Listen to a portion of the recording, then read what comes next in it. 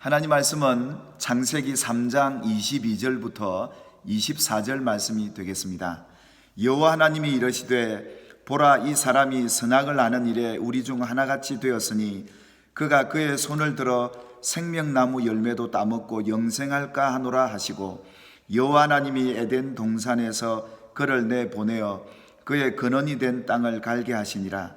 이같이 하나님이 그 사람을 쫓아내시고 에덴 동산 동쪽에 그룹들과 두루 도는 불칼을 두어 생명나무의 길을 지키게 하시니라. 아멘. 로마서 12장 1절에 보시면 하나님께서 오늘 우리들에게 영적인 예배자로 하나님 앞에 드려질 것을 원하셨습니다. 영적인 예배자들이 하나님을 예배함에 있어서 갖추어야 될 중요한 핵심 요소가 12장 2절에 잘 나와 있습니다. 너희는 이 세대를 본받지 말고 오직 마음을 새롭게 함으로 변화를 받아 하나님의 선하시고 기뻐하시고 온전한 뜻이 무엇인지 분별하도록 하라 라는 말씀입니다. 영적인 예배자로서 하나님을 예배할 때 하나님이 원하시고 또 기뻐하시고 온전한 뜻, 그것이 무엇인가를 분별해서 하나님을 예배할 것을 우리에게 요청을 해 주셨습니다. 오늘도 하나님을 예배하는 저와 여러분이 오늘 이 시대와 달리 하나님이 원하시는 그 뜻이 무엇인지를 분별하여 이 시대의 영적인 예배자로 하나님 앞에 드려지기를 주님의 이름으로 축복합니다. 오늘 말씀의 제목은 하나님께서 아담을 에덴 동산에서 쫓아내신 것은 라는 제목으로 말씀을 드리려 합니다. 오늘 본문의 말씀에 두 번씩이나 반복해서 23절에 여호와 하나님이 에덴 동산에서 그를 내보내어, 24절에도 이같이 하나님이 그 사람을 쫓아내시고 라고 말씀을 하고 계십니다. 하나님 이처럼 그동안 하나님이 지으신 이 아담 그리고 그의 배필이었던 하와와 이 에덴 동산에서 천국 같은 그런 삶을 누리다가 이제는 그들이 이 에덴 동산에서 나와야만 했습니다. 또 그 결과도 하나님께서 그들을 내보내시되 쫓아내시기까지 하셨다고 성경이 기록하고 있는데, 하나님께서 왜 이들을 에덴 동산에 그냥 두시지 않으시고 에덴 동산에서 내어 쫓아내셨다는 말인가요? 그 이유를 살피면서 오늘을 사는 저와 여러분의 삶의 현실 속에 하나님의 뜻을 발견할 수 있기를 주님의 이름으로 축복합니다. 우리가 알기로 하나님이 이 에덴 동산에서 아담과 하와를 내쫓으신 이유는 당연히 그들이 하나님 말씀에 불순종했기 때문에 그 저주의 결과로 우리가 생각할 수가 있습니다. 그 이유를 23절에 여호와 하나님이 에덴 동산에서 그를 내보내어 그의 근원이 된 땅을 갈게 하시니라 라고 말씀하시듯이, 하나님께서 에덴 동산에서 내어 쫓은 내보낸 이 아담이 그의 근원이 된 땅을 이제 땀 흘려서 갈게 하셨다, 그렇게 말씀합니다. 그 이유는 창세기 2장 17절 이하에 나오는 것처럼 그들이 하나님 말씀에 불순종하고 난 뒤에 하나님께서 이 아담과 하와에게 내리신 그런 조치였습니다. 그래서 하와는 평생을 두고 해산하는 수고를 겪어야 했고, 아담은 평생을 수고해서 땀 흘려서 고생을 해서 땅의 소산을 먹도록 하신 하나님의 그 조치의 결과로 이 에덴 동산에서 나와서 땅의 근원을 갈게 하셨다고 되어 있습니다. 이 이유, 틀린 이유는 아니겠지만 하나님께서 진작 그들을 에덴에서 내보내셔야 될 첫 번째 이유이기도 하지만, 본질적인 이유는 그들이 하나님 앞에 범죄했기 때문에 저주를 받아서 당연히 쫓겨나야 될 것으로만 우리가 생각을 하기 쉬운데요, 오늘 성경의 본문에 보니까 본질적인 이유가 따로 있었다는 것을 성경이 우리에게 기록해 놓고 있습니다. 그 이유가 오늘 22절, 24절에 잘 밝혀놓고 있습니다. 22절 보시면 여호와 하나님이 이르시되 보라, 이 사람이 선악을 아는 일에 우리 중 하나같이 되었으니 라고 말씀합니다. 오늘 하나님께서는 선악을 아는 일에 마귀같이 되었다라고 말하지 않고 하나님과 같이 되었다라고 말합니다. 마귀가 하와를 유혹할 때도 마찬가지, 그들이 이 선악을 알게 하는 나무의 열매를 따먹게 되면 하나님과 같이 된다, 하나님과 같이 선악을 아는 일에 동일한 그런 사람이 된다라는 유혹을 받았습니다. 그 말대로 오늘 하나님께서도 이 선악을 알게 하는 나무의 열매를 따먹은 이 아담과 하와를 그렇게 인정을 하셨습니다. 선악을 아는 일에 우리 중 하나같이 되었다라고 말씀을 하셨습니다. 그들이 하나님 앞에 비록 범죄했음에도 불구하고 하나님은 그것 또한 우리에게 불순종의 결과로 우리가 가져야 될 형벌이기도 했습니다. 그런데 하나님이 불순종한 그들에게 고생해서 저주를 받아서 에덴 동산에서 쫓겨났던 것으로만 우리가 여기는데 그렇지 않다는 것을 보게 되죠. 왜냐하면 범죄한 그들에게 하나님이 선사한 선물이 있었습니다. 그것은 바로 가죽옷이었습니다. 가죽옷을 지어 입혀 주시고 이 에덴 동산에서 나가게 했습니다. 이 에덴 동산에서 하나님께서 지어 입히셨던 이 가죽옷은 그들이 비록 범죄했음에도 불구하고 하나님의 전적인 은총을 인하여 그들이 하나님의 은혜로 구원받은 표로서 그들에게 주셨던 겁니다. 그래서 그들이 세상 나가서 그들이 비록 범죄했지만 하나님께서 그들을 지키고 보호하고 계신다. 그리고 하나님이 그들의 모든 죄와 허물은 다 사하시고 예수 그리스도로 말미암아 그들의 죄가 사함을 얻고 구원을 얻었다라는 징표로 가죽옷을 지어 입히셨습니다. 그렇다면 이 에덴 동산에 나가지 않아도 될 이유는 거기에도 있습니다. 그렇지 않습니까? 그들이 죄졌고 그 저주의 결과로 에덴 동산에서 나와야 됐다는 그런 의미로는 이 가죽옷을 지어 입힐 필요가 없었던 겁니다. 하나님께서 그들에게 이 가죽옷을 선사했던 것은 값없이 주는 하나님의 구원의 은혜를 그들에게 보여주셨던 것입니다. 그래서 그들이 앞으로 세상을 사는 동안 에덴 동산 밖을 나가서 세상을 사는 동안 하나님이 그들에게 베푸신 구원의 은혜, 그것이었죠. 그래서 그들이 이 선악을 알게 하는 나무의 열매를 따먹기는 했지만 범죄했기는 했지만 하나님이 그들의 죄를 사하시고 어린 양 대신 예수 그리스도로 말미암아 구원의 표로 이 가죽옷을 지어 입히셨고 그들이 비록 범죄했음에도 불구하고 마귀의 자식이 되었다라고 말씀하지 않고 그럼에도 불구하고 하나님과 같이 되었고 내 자녀다라고 말씀하실 정도로 하나님은 여전히 아담과 하와를 사랑하시고 그들을 구원해 주셨다는 사실을 우리는 이미 이 말씀을 통해 발견하게 됩니다. 그렇다면 그 이유가 뭐냐면 그 뒤에 나오는 그가 그의 손을 들어 생명나무 열매도 따먹고 영생할까 하노라. 하나님의 염려는 이것이었습니다. 지금 이 상황에서 이 에덴 동산에 있는 생명나무, 결국은 이 생명나무는 영생을 가리키죠. 이 생명나무를 따먹기만 하면 영생을 얻게 되는 그 생명나무를 있는 열매를 하나님께서 따먹지 못하도록 따먹고 영생하지 못하도록 하기 위한 조치로서 에덴 동산을 나가게 했던 겁니다. 그 이유가 24절에도 이렇게 말씀하죠. 이같이 하나님이 그 사람을 쫓아내시고 에덴 동산 동쪽에 그룹들과 두루도는 불칼을 두어 생명나무의 길을 지키게 하시니라 라고 말씀합니다. 그 늪에서 하나님께서는 이 아담과 하와가 이 생명나무의 열매를 따먹고 영생하지 못하도록 하기 위해서 하나님이 이 에덴 동산에서 그들을 내어 쫓아내신 그 이유를 이렇게 말씀하고 있는 것입니다. 왜 하나님께서 이걸 막으셨다는 겁니까? 이 생명나무의 길까지 막아가시면서 많은 천사들 그룹들과 두루도는 불칼로 그들이 근접하지 못하도록 이 생명나무의 길을 지키고 또 여기에 근접하지 못하도록 그들을 에덴 동산에서 멀리 내쫓으셔야 될 그 이유는 그들이 영생하는 길을 막으셨다는 겁니다. 아니 그러면 여러분 서두에도 제가 말씀드렸던 것처럼 범죄한 그들에게 하나님이 가죽옷을 지어 입히실 때는 언제이고 또 지금은 영생할까 해서 이 생명나무의 길을 막으시는 그런 하나님의 의도는 또 무엇이라는 겁니까? 구원받은 하나님의 자녀들이 예수 믿고 바로 영생을 얻어 천국 간다면 얼마나 그게 큰 축복이겠습니까? 근데 그게 우리에게 정말 축복일까요?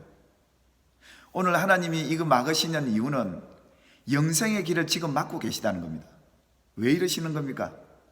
왜 하나님께서 그들을 생명나무의 열매를 따먹고 바로 영생에 이르는 길을 막으셨다는 것일까요? 또 다른 이유가 있었던 겁니다. 여러분, 아담과 하와가 선악을 알게 하는 나무의 열매를 따먹고 이제 선과 악을 분별하게 되었습니다.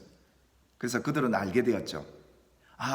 그동안 우리가 따먹었던 이 생명나무의 열매는 영생하도록 하는 그 생명나무였기에 그들은 선악을 알게 하는 나무의 열매를 제외하고는 모든 열매는 다 따먹은 적이 있을 겁니다. 그렇다면 그들이 이 선악을 알게 하는 나무의 열매를 따먹고 난 뒤에 가졌던 선은 그것입니다. 그래, 이제 우리가 할 수 있는 최선은, 우리에게 있어서 최고의 선은 이 생명나무의 열매를 따먹고 영생하는 것이다 라는 것을 그들도 알아차렸습니다. 그런 지혜를 갖고 있습니다. 그러니 하나님 앞에 가죽옷을 지어 입혀 그들에게 주셨던 그 하나님의 뜻과는 상관없이 아마 이 에덴 동산에서 생명나무의 열매를 따먹고 영생하는 것이 그들의 최고의 선택이고 그들이 바라고 소망하는 최고의 것일 것입니다. 그렇지 않겠습니까? 오늘도 우리가 예수를 믿으면서 여러분의 신앙의 최고의 선이 무엇입니까? 영생하여 천국에 들어가는 것 아니겠습니까? 그런데 오늘 동일하게 이 아담과 하와의 현실도 그렇습니다. 비록 범죄하고 하나님 앞에 저주는 받았지만 고생은 하겠지만 하나님께서 이 생명나무의 열매의 길을 막으시는 그 이유는 다른 데 있었던 겁니다. 그 이유가 뭐였을까요? 여러분 성경을 찾아서 읽으시면서 창세기 1장 26절에 보시면 하나님이 이르시되 우리의 형상을 따라 우리의 모양대로 우리가 사람을 만들고 그들로 바다 위의 물고기와 하늘의 새와 가축과 온 땅과 땅에 기는 모든 것을 다스리게 하자 하시고 28절에 하나님이 그들에게 복을 주시며 하나님이 그들에게 이르시되 생육하고 번성하여 땅에 충만하라 땅을 정복하라 바다의 물고기와 하늘의 새와 땅에 움직이는 모든 생물을 다스리라 하시니라. 이 말씀 하나님께서 최초로 이 아담을 지으시고 난 뒤에 그들에게 약속하셨던 약속이었습니다. 그들에게 주셨던 하나님의 첫 번째 계획이었습니다. 하나님은 이 아담을 통해서 온 세상 만물을 다스리게 할 뿐만 아니라 생육하고 번성해서 이 땅에 충만해서 하나님의 나라를 이루는 것이 하나님이 이 아담을 향한 계획이었고 하나님의 약속의 축복이었습니다. 비록 하나님이 아담과 하와가 범죄했을지라도 하나님의 이 계획이 어떻게 끝나버리겠습니까? 하나님의 이 약속이 어떻게 포기되겠습니까? 비록 그들이 범죄하고 하나님 앞에 저주를 받아서 땅에서 땀 흘려 수고해서 땅의 근원을 갈기는 하지만 하나님이 에덴 동산에서 그들을 내어보내신 진정한 목적은 바로 여기에 있었습니다. 하나님의 그 약속, 하나님이 아담을 향하여 이루시고자 했던 그 계획을 이루시기 위한 그 계획이 포기되지 않고 다시금 그들이 세상 나아가서 이 계획을 실현할 수 있도록 하나님의 계획이었고 또 아담과 하와에게 주어진 사명이었다라고 성경은 우리에게 말씀을 합니다. 하나님은 우리를 범죄했다고 내버리거나 하나님이 우리를 향한 계획을 포기하지 않으시는 신실하신 분이 하나님이십니다. 언약에 신실하신 분이 하나님이십니다. 하나님은 모든 것을 최선을 다해 선을 이루어 가시는 분이 하나님이십니다. 오늘 이 창세기의 청중들이 누굽니까? 출애굽에서 구원받은 이스라엘 백성들이 이제 가나안 땅에 들어가기 전에 이 모세오경을 통해 하나님이 어떤 분인가를 그들에게 알려주시고자 기록했던 책이 바로 이 모세오경 중에 첫 번째 책 창세기가 아니겠습니까? 그러니 하나님이 범죄한 이 아담을 당신의 계획과 그 뜻을 이루시기 위해서 이제는 비록 범죄했을지라도 에덴 동산에 두는 것이 저주로서 그들에게 결과로 나타났던 게 아니라 하나님의 뜻과 하나님의 계획을 이루시고 아담에게 주신 이 사명을 감당하라고 이 에덴 동산에서 그들을 내어 쫓으셨다 하는 것이 성경이 말하고 있는 하나님의 뜻입니다. 결국은 이 아담과 하와를 통해 하나님께서 최초로 가지셨던 이 계획을 이루시기 위한 발판이 에덴 동산에서 나오게 하셨던 겁니다. 하나님께서는 오늘도 우리가 이같이 살아간 이 세상 속에 하나님이 너무 하시지 않을까? 우리 지금 현실 속에 하나님은 이같이 왜 에덴 동산, 이 낙원, 이 평안하고 좋은 세계를 두고, 그런 환경을 두고 땀 흘려 고생하고 땅의 근원을 가르면서 이마에 땀을 흘려야 되고 수고하고 고생을 해야 되는가라고 생각할지 모르겠지만, 하나님이 좋은 곳 두시고 왜 우리를 이 고생의 현장에 하나님이 내버려 두셨을까라는 생각 속에 하나님을 오해할 지경까지 이르게 될 수 있습니다. 로마에 핍박받던 그리스도인들에게 사도 바울은 이 로마서를 기록하면서 그들에게 참된 하나님의 뜻을 알기를 원했습니다. 로마서 8장 28절에 보시면 우리가 알거니와 하나님을 사랑하는 자 곧 그의 뜻대로 부르심을 입은 자들에게는 모든 것이 합력하여 선을 이루느니라 라고 말씀합니다. 우리가 알거니와, 사도 바울이 복음을 전하면서 수많은 핍박과 고난을 경험하면서 많은 어려움에 직면하면서 그가 가졌던 믿음의 중요한 핵심의 진리는 하나님은 이것 가운데서도 모든 것을 합력하여 선을 이루시고 계신다 라는 이런 신앙의 고백입니다. 여러분, 오늘 우리 시대는 참 이 위기를 맞고 어려운 시대를 살아가고 있습니다. 그런데 우리가 이런 시대를 두고도 이것을 통해서 하나님의 뜻이 무엇인지를 발견하지 못하면 실망과 좌절, 포기하게 되는 삶의 현장 속에 서 있을 수 있겠습니다. 그런데 무엇입니까? 하나님은 이런 상황에도, 이런 핍박받는 그리스도인들의 현실 속에서도 하나님은 우리에게 최선의 환경을 주고 계신다 라는 것이 우리 믿는 성도들의 믿음의 자세이어야 합니다. 우리가 눈으로 볼 때는 참 불공평해 보이고 하나님이 왜 이렇게까지 하셔야 될까라고 의문을 가질 수 있겠지만, 우리의 신앙 고백은 이래야 합니다. 하나님은 지금 우리에게 최선의 환경을 주고 계신다라는 믿음을 갖고 살아야 합니다.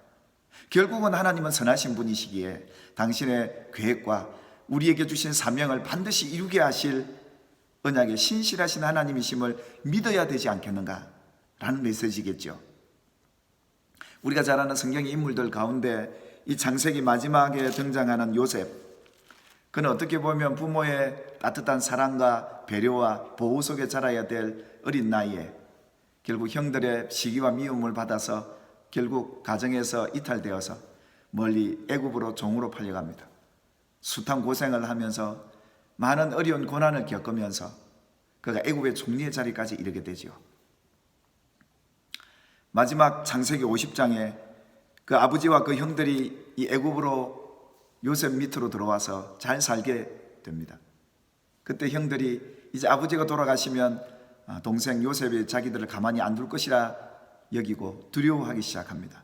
그때 요셉이 창세기 50장에서 20절에 이렇게 말씀합니다. 당신들은 나를 해하려 하였으나 하나님은 그것을 선으로 바꾸사 오늘과 같이 많은 백성의 생명을 구원하게 하시려 하셨나니. 오늘 이 요셉의 신앙은 이것입니다. 하나님이 왜 나를 그 아버지의 품속에 편안하게 살지 않고 이렇게 애굽의 종살이하면서 고생해서 애굽의 종리까지 왔는데 왜 그러셨을까를 돌아봤더니, 그때 현실은 괴롭고 힘들었지만 하나님의 뜻을 발견하고, 하나님은 아무리 자신의 인생에 악으로 다가왔지만 악을 선으로 바꾸셔서 하나님이 이 자리까지 오게 하셨고, 그리고 당신의 백성들을 구원해내서 하나님의 백성이 번성하기를 원하셨던 하나님의 뜻이었구나라는 사실을 이렇게 고백하고 있습니다. 사랑하는 여러분, 여러분의 인생이 지금 애굽의 종으로 와 계십니까? 또 억울한 일을 만나서 옥에 갇히시기도 하셨습니까? 여러분의 인생의 삶에 여러분이 고생한 대로, 힘써서 노력한 대로 경제적으로 얻어지지 못하는 시대 속에 살고 계십니까? 하나님은 반드시 이 악을 선으로 바꾸셔서 하나님의 계획과 뜻을 이루시고 하나님의 우리를 향하신 그 사명 반드시 이루실 줄 믿고 우리 더 견디고 참읍시다. 조금만 기대합시다. 더 우리가 하나님을 신뢰하고 선하신 그 하나님이 우리의 하나님이심을 선포하고 예배하는 저와 여러분이 되기를 주님의 이름으로 축복합니다. 아멘.